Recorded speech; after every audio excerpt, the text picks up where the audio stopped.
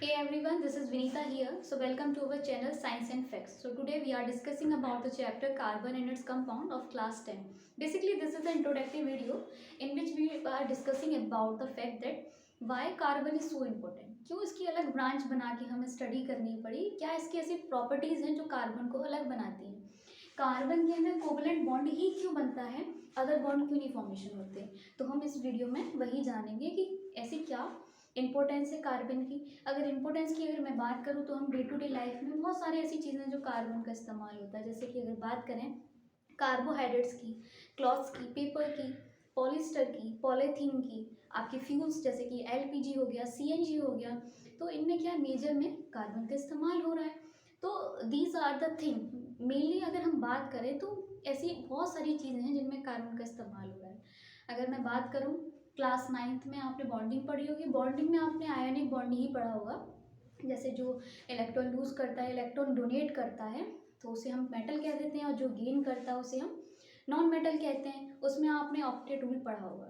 Octet rule में आपने देखा होगा नोबल गैसेस के बारे में। तो नोबल गैसेस जैसे helium, neon, argon, krypton, xenon and radon. तो ये जितनी भी गैसेस हैं इनके आउटर मोस्ट शेल में 8 इलेक्ट्रॉन्स हैं। 8 इलेक्ट्रॉन है यानी कि ये मोर स्टेबल हैं, यानी कि बहुत ज़्यादा इनमें स्टेबिलिटी है। लेकिन किसको छोड़ के, हीलियम को छोड़ के, जो कि अपना डुप्लेट पूरा करता है, तो अगर बात करें कि कार्बन के साथ क्या दिक्कत आ रही है, कार्बन का सिंबल C, अगर एटॉमिक नंबर पूछा जाए तो 6, इलेक्ट्रॉनिक कॉन्फ़िगरेशन की बात की जाए तो 2,4, इसकी आउटर मोस्ट शेल में 4 इलेक्ट्रॉन है। 4 इलेक्ट्रॉन है तो थोड़ी सोचने वाली बात हो गई कि कार्बन क्यों प्रॉब्लमेटिक हो रहा है, क्यों वो बॉन्ड फॉर्मेशन इजीली नहीं कर पा रहा, जैसे कि आयनिक बॉन्ड क्यों नहीं बना पा रहा। बात यहाँ पे ये है कि वो एक इलेक्ट्रॉन दे सकता है, 2 दे सकता है, लेकिन तीसरा निकालने में या चौथा निकालने में उसको लॉट्स ऑफ अमाउंट में एनर्जी खर्च करनी पड़ेगी। इस एनर्जी को हम कहते हैं आयोनाइजेशन एनर्जी। तो ऐसा करने में उसको बहुत सारी एनर्जी खर्च करनी पड़ेगी। जब वो दान कर देगा, 4 दान कर देगा, अपने इलेक्ट्रॉन दे देगा, तो वो 4 पॉजिटिव चार्ज शो करेगा।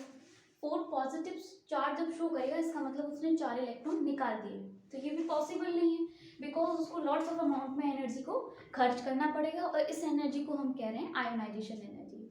अब बात ये कहे कि 4 वो ले ले, तो 4 वो ले ही नहीं सकता, क्योंकि C4 नेगेटिव हो जाएगा। C4 नेगेटिव यानी कि उसके पास 6 इलेक्ट्रॉन पहले से थे, अब 4 इलेक्ट्रॉन और आ गए, टोटल उसके पास 10 इलेक्ट्रॉन हो गए, और 6 प्रोटॉन है उसके पास। तो 6 प्रोटॉन 10 इलेक्ट्रॉन्स को होल्ड नहीं कर पाएंगे, इसलिए वो 4 इलेक्ट्रॉन ले नहीं सकता और एनायन फॉर्म नहीं कर सकता। इसलिए वो क्या करता है, शेयरिंग करता है। शेयरिंग से वो लॉट्स ऑफ कंपाउंड बनाता है, जिसकी वजह से उसमें स्टेबिलिटी आती है यानी कि वो जो अपना ऑक्टेट है उसे कंप्लीट करता है। जब ऑक्टेट कंप्लीट हो जाता है तो उसमें स्टेबिलिटी आती है। यही रीज़न है कि जो आपका कार्बन है वो क्या करता है, शेयरिंग करता है। शेयरिंग करके कौन सा बॉन्ड बनाता है, कोवलेंट बॉन्ड बनाता है।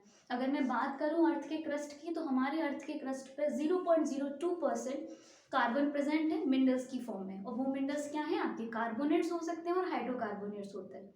लेकिन अगर मैं एटमॉस्फेयर की बात करूँ, जैसे आप जानते हो कि 78% आपकी नाइट्रोजन है, 21% आपकी ऑक्सीजन है, 1% आपकी अदर गैसेस है। अदर गैसेस में से भी 0.03% आपकी कार्बन डाइऑक्साइड है, जो कि नेचर में प्रेजेंट है। तो अगर ये जो है आपका बॉन्डिंग इन कार्बन, ये हम नेक्स्ट लेक्चर में पढ़ेंगे। This is all about the introductive part. Thank you.